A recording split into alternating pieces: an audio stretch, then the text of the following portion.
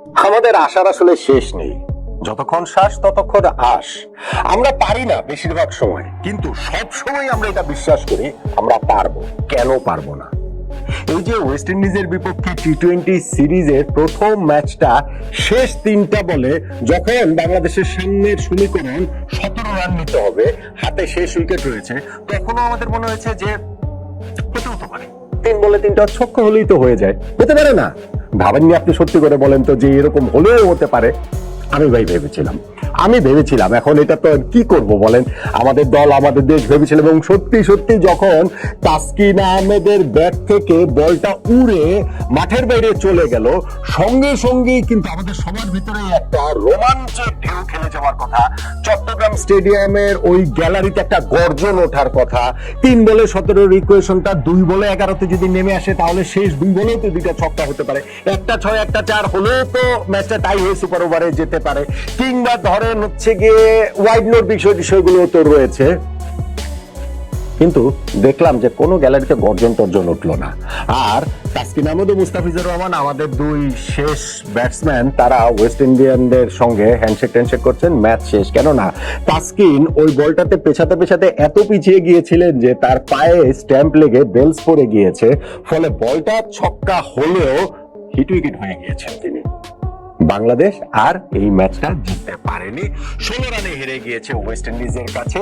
টি-20 সিরিজে যেই বাংলাদেশ সর্বশেষ 4টা সিরিজ জিতেছে, এখন আমাদের সামনে বিরাট বড় চ্যালেঞ্জ পরের 2 ম্যাচ জিতে এই 4কে 5-এ উন্নীত করা। টানা 5টা সিরিজ আমরা আসলে জিততে পারবো কিনা। প্রথম ম্যাচটাই হেরে গিয়ে বাংলাদেশ এখন একটা বেশ বেকায়দায় রয়েছে।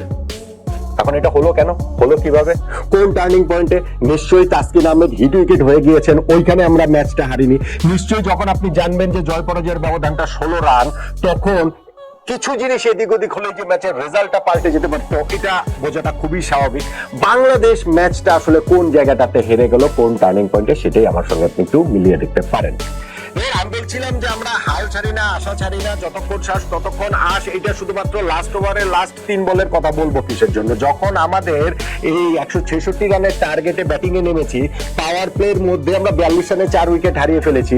তারপরেও বাকি 2 স্বীকৃত ব্যাটসম্যানও আমাদের আউট হয়ে গিয়েছেন। 77 রানে আমরা 6 উইকেট হারিয়ে ফেলেছি। বাংলাদেশ এই ম্যাচটাতে আমরা 6 জন স্বীকৃত ব্যাটসম্যান এবং 5 জন স্বীকৃত বোলার নিয়ে খেলছিলাম, এবং সেই 6 ব্যাটসম্যানের 6 জনই 77 রানে আউট 12 ওভারের মধ্যে। বাকি 8 ওভারে 89 রান প্রয়োজন। তখনও তো আমাদের মনে হয়েছে জিতলেও জিততে পারে। মনে হয়নি যখন ওই যে তানজিম সাকিব এবং নাসুম, তারা হচ্ছে গিয়ে 4 ছক্কা মারছিলেন, শেষ 5 ওভারে 55 রান বাংলাদেশের লাগবে, সেই হাতে 4 উইকেট নিয়ে মনে হয়েছিল যে না হলেও হতে পারে, জিতলেও আমরা জিততে পারি। তানজিম সাকিব, তিনি আজকে যে ক্রিকেটীয় ভুল করেছেন, ক্রিকেটীয় পাপ করেছেন ফিল্ডিং এ, বোলিং এ, সেটা প্রায়শ্চিত্তের অনেক চেষ্টা করেছেন ব্যাটিং এ, কিন্তু সেটা আর কতটা তিনি করতে পারেন? তিনি ওইটাতে হচ্ছে ওই যে 7 বলে 33 ওই ইনিংসটা খেলে তিনি আউট হয়ে গেলেন। তারপরে নাসুম আহমেদও ভালো খেলছিলেন, 13 বলে 20 রান করে, তিনিও আসলে আউট হয়ে গেলেন। বাউন্ডারিতে একটা দুর্দান্ত রিলে ক্যাচের শিকার হয়ে আউট হয়ে গেলেন। ঋষাদও যখন আউট হয়ে গেলেন, আমাদের 9 উইকেট পড়ে গেল। তাও আমাদের মনে হয়েছে যে না হলেও হতে পারে। শেষ ধরেন 2 ওভারে 30 রান হলেও হতে পারে, শেষ ওভারে 20 রান হলেও হতে পারে, আর যেটা বললাম যে শেষ 3 বলে 17 রান হলেও হতে পারে। কিন্তু এতই হলেও হতে পারে কি আসলে ইকুয়েশন মেলানো যায় নাকি? মেলেনি। বাংলাদেশ ওই ওয়েস্ট ইন্ডিজের 165 রানের জবাব দিতে নেমে আমরা 149 রানেই আটকে গিয়েছি এবং আমরা ম্যাচটা হেরে গিয়েছি। এবং যেটা বলছিলাম যে আমাদের ওই ব্যাটিং ইনিংসের শুরুতে পাওয়ার প্লেতে আমরা 42 রানে 4টা উইকেট হারিয়ে ফেলেছিলাম। দেখুন 165 এই উইকেটে কত বড় স্কোর। যেমন রোজম্যান পাওয়েল, তিনি এই খেলার বিরতির সময় যখন ব্রডকাস্টারদের সঙ্গে কথা বলছিলেন, তিনি বলছিলেন যে আমরা আশা করছি যে পাওয়ার প্লেটা যদি বোলিং আমাদের পক্ষে যায়, ভালো যায়, তাহলে এটা গুড এনাফ স্কোর হবে। তা নাহলে হয়তো আমরা 10-15 রান কম করেছি, হয়তো 175 করলে এই উইকেটের স্কোর হিসাবে আরো ভালো হতো। সো ওই ইকুয়েশনটা তিনি বলে যাচ্ছেন ব্রডকাস্টারদের কাছে। আমাদের টিমকে আর সেটা বুঝছে, কিন্তু সেটা আসলে ইমপ্লিমেন্ট করতে পারেনি মাঠে গিয়ে আমাদের ব্যাটসম্যানরা। আমাদের তানজিদ হাসান তামিম তিনি নেমে প্রথম বলেই ছক্কা মারলেন, পরের বলেও 4 মারলেন, খুবই কনফিডেন্ট শট, পরে আরো একটা 4 তিনি মারলেন। কিন্তু প্রথম 4 বলে 15 রান করার পরও 5 নাম্বার বলটাতে আরো একটা বেগ শট খেলার চেষ্টায় তিনি মিডনে রোমান রাশিফানের একটা অসাধারণ ক্যাচের শিকার হয়ে তিনি আউট হয়ে গেলেন। আমাদের লিটন দাস যিনি ইনজুরি কাটিয়ে এখানটাতে ফিরেছেন, ক্যাপ্টেন ফিরেছেন, কিন্তু ফেরাটা তার খুব একটা ভালো হলো না। একটা 4 মারার পর তিনিও কটন বোল্ডের শিকার হয়ে আউট হয়ে গেলেন। খুব ভালো একটা কটন বোল্ড এখানে আকিল হোসেন ধরেছেন। সাইফ হাসান এত ভালো ফর্মে তিনি রয়েছেন এবং তাকে একাদশে খেলানোর জন্য পারভেজ ইমনকে একাদশে রাখা হয়নি, তিনি সুইপ করে শর্ট ফাইন লেগে ক্যাচ দিয়ে আউট হয়ে গিয়েছেন। এবং শামীম হোসেন পাটোয়ারি যাকে এই ম্যাচে খেলানো হয়েছে, জাকের আলী অনিককে খেলানো হয়নি, গত সিরিজে 3 ম্যাচের মধ্যে 2টা ডাক করা, 0 মারা সত্ত্বেও শামীমকে খেলানো হয়েছে। এই ম্যাচে অবশ্যই তিনি তার চেয়ে ভালো করেছেন। 1 রান তিনি করেছেন, করে তিনি হচ্ছে গিয়ে ওই একটা ফুলার লেন্থের বলে পুল করার চেষ্টাতে বোল্ড হয়ে গেলেন। ফলে আমরা পাওয়ার প্লেতে 42 রানে 4 উইকেট হারিয়ে ফেলেছি। আর যখন নুরুল হাসান সোহান তিনিও প্লেড অন হয়ে যান, তাওহিদ হৃদয় ছিলেন শেষ স্বীকৃত ব্যাটসম্যান। 10 ওভার শেষে আমরা 5 উইকেটে 63 রান, বাকি 10 ওভারে আরো 103 রান প্রয়োজন। এটা আসলে খুবই চ্যালেঞ্জিং, কিন্তু হৃদয় থাকলে সেই আসার জায়গাটা ছিল। হৃদয়ও যখন আউট হয়ে গিয়ে গেলেন তিনি, তখন আসলে বাংলাদেশের শেষ আশাটাও শেষ হয়ে যায় বলে আমরা ভেবে নিয়েছিলাম। 12 ওভারের মধ্যে 77 রানে 6 উইকেট। কিন্তু এই যে বললাম যে যখন তানজিম সাকিবের ব্যাটিং একটু রান আসছে, যখন নাসিম 4 ছক্কা মারছেন, আমাদের মনে হয়েছে যে না না হলেও হতে পারে। শেষ পর্যন্ত গিয়ে আর সেটা হয়নি। এখন ওয়েস্ট ইন্ডিজ যে 165 রান করলো এবং তারপরে তারা বলছে যে আরো 10টা রান বেশি করা দরকার ছিল হয়তো বা, যদি পাওয়ার প্লেটা তাদের ঠিকঠাক ভালো মতো না যায়। ওয়েস্ট ইন্ডিজ এত দূরে যাওয়ার কথা ছিল না রে ভাই। তারা পুরো ইনিংসে আমরা ওয়েস্ট ইন্ডিজে মাত্র 3টা উইকেট তুলে নিতে পেরেছি। পাওয়ার প্লেতে তারা হচ্ছে গিয়ে খুব যে বিস্ফোরক ছিল তা নয়। পাওয়ার প্লেতে ওয়েস্ট ইন্ডিজ মাত্র 35 রান তুলেছে, কোনো উইকেট তারা হারেনি।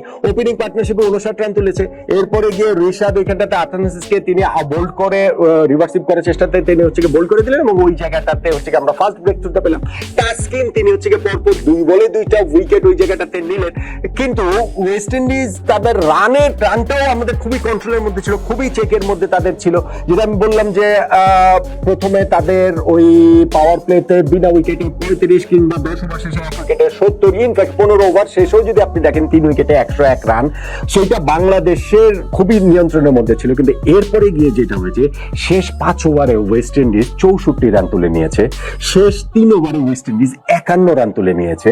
এবং সেই জায়গাটাতে রোবম্যান পাওয়েল যিনি এই ম্যাচে ওয়েস্ট ইন্ডিজের হয়ে 100 নম্বর টি20 ম্যাচ খেলতে নামছেন, তিনি এইখানটাতে হচ্ছে গিয়ে 44 রানে অপরাজিত একটা ইনিংস তিনি খেললেন 28 বলে। আর সেই হোক তিনিও 28 বলে 46 রানে অপরাজিত একটা ইনিংস খেললেন। তাদের এই অবিচ্ছিন্ন যে পার্টনারশিপটা 88 রানের, সেইটাই ওয়েস্ট ইন্ডিজকে লাস্টের দিক দিয়ে অতগুলো রান এনে দিয়েছে। কিন্তু সেটা তো নাও হতে পারতো। কোথায় জানেন? নাও হতে পারতো যে মুস্তাফিজের করা ওই ওভারটাতে যখন রোবম্যান পাওয়েল শুরুতে স্ট্রাগল করছিলেন, 14 বলে 7 রানে ছিলেন, তখন শর্ট থাকবেন সহজতম ক্যাচটা তানজিম হাসান সাকিব ছেড়ে দিয়েছেন। 14 বলে 7 রানে থাকা রোবম্যান পাওয়েল এরপরে ইনিংসে শেষ করেছেন তিনি 28 বলে 44 রানে এবং লাস্ট ওভারে তিনি পরপর 3 বলে 3টা ছক্কা মেরেছেন। কাকে মেরেছেন? ওই তানজিম সাকিবকেই মেরেছেন।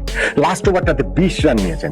ফলে ওই ক্যাচ মিসটা আমাদের জন্য ভীষণ রকমের কস্টলি হয়ে গিয়েছে। এবং যেটা আমি বলছিলাম যে তারা এই ওয়েস্ট ইন্ডিজ শেষ 5 ওভারে 64 রান তুলেছে, শেষ 3 ওভারে 51 রান তুলেছে, শেষ ওভারে তারা হচ্ছে গিয়ে এইখানটাতে 20 রান তুলেছে এবং ওই ক্যাচ মিসের পরে 23 বলে তারা 55টা রান তুলে নিয়েছে। বাংলাদেশ ওই ক্যাচ মিসটাই আসলে ভীষণ রকমের কস্টলি হয়ে গিয়েছে। আমার কাছে সেটা মনে হয় এইটা একটা টার্নিং পয়েন্টের ভীষণ রকমের দাবিদার। আর আরেকটা দাবিদার হচ্ছে 165 আউট অফ দ্য রিচ ছিল না, 166 করে জেতাটা খুবই সম্ভব ছিল। কিন্তু পাওয়ার প্লের মধ্যেই 42 রানে যে 4 উইকেট আমরা হারিয়ে ফেললাম, সেইটাও বাংলাদেশকে ম্যাচ থেকে আরো বেশি ছিটকে দিয়েছে, নিশ্চিত করে দিয়েছে পরের দিকে আমরা যাই করি না কেন শেষ পর্যন্ত গিয়ে ম্যাচটা আর আমরা জিততে পারবো না।